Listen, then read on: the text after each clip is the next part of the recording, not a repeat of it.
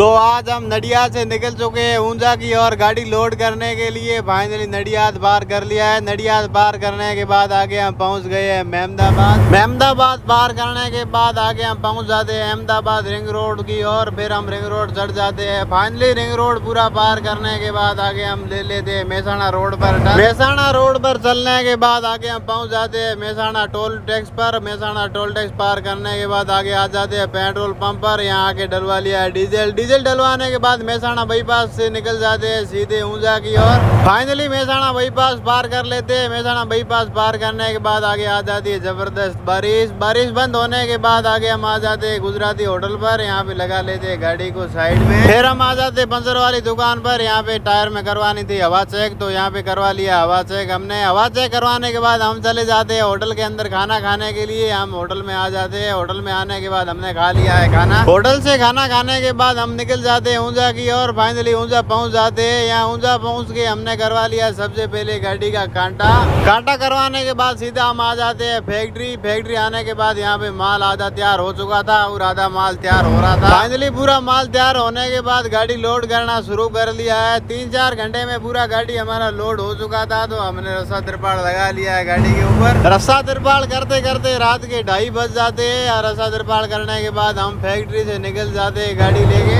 Factory से निकलने के बाद आगे हम आ जाते हैं कांटे पर और कांटा करवा लेते हैं। कांटा करवाने के बाद अभी हम ऊंजा से निकल जाते हैं। तो आज का व्लॉग यहीं एंड करते हैं। मिलते हैं कल न्यू व्लॉग के साथ। Bye bye.